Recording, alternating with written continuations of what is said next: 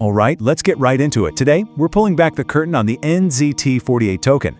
We're not just going to look at what it is, we're going to look at the economic engine that actually drives it. So let's dive into the rules that govern this entire digital economy.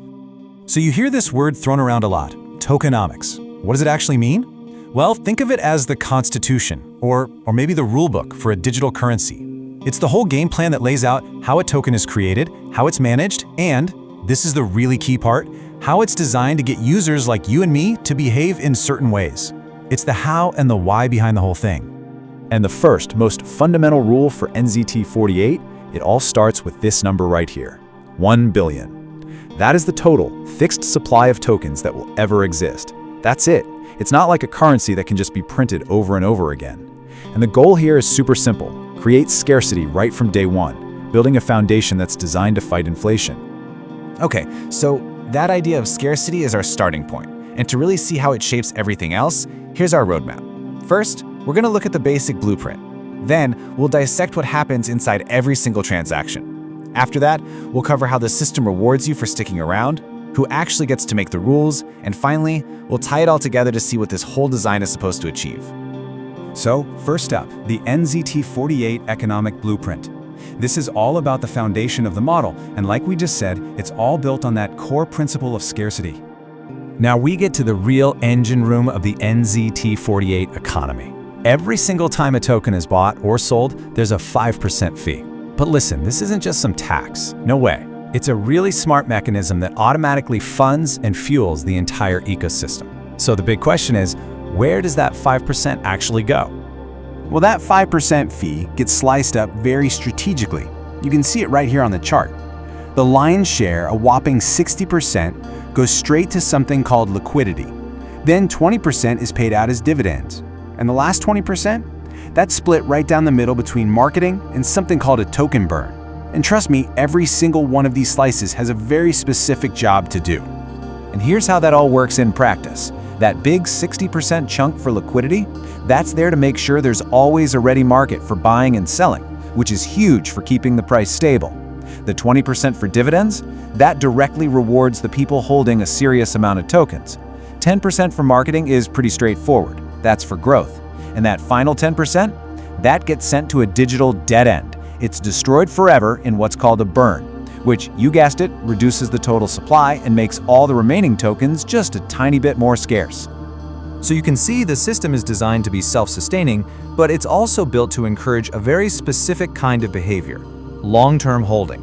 And to do that, it actually offers two different ways for you to earn rewards just by being a part of the ecosystem. Okay, this is a really important difference to get: active versus passive rewards. Staking is something you actively choose to do. You lock up your tokens for 30 days to earn rewards. Now, to keep things fair, there's a cap on that, 50,000 tokens per person. Dividends, on the other hand, are totally passive. If you hold over 100,000 tokens in your wallet, you automatically get a piece of that 20% fee pool we were just talking about.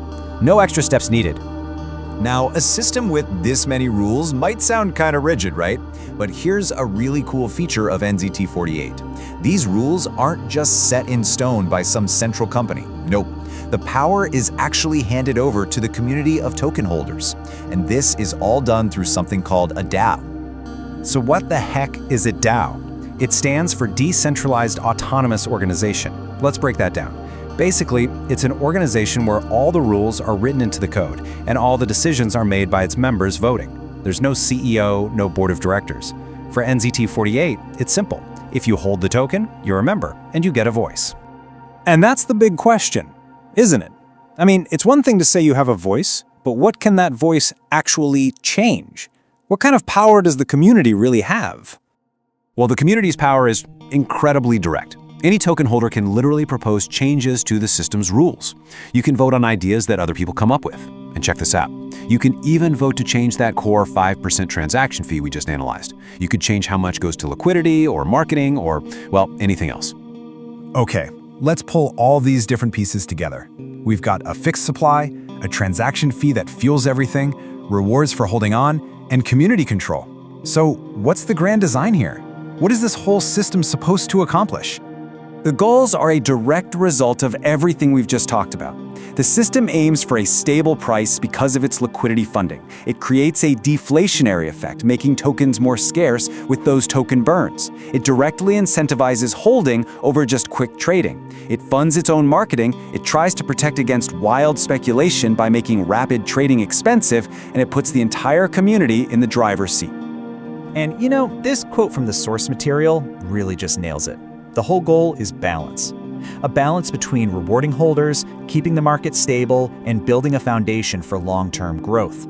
Every single rule is just one piece of that bigger puzzle. Which leaves us with one last thing to think about. We've just walked through the blueprint, right? It's detailed, it's complex, and every part has a purpose. But with a system that puts so much power into the hands of its users, you've got to wonder, in the long run, what's going to matter more?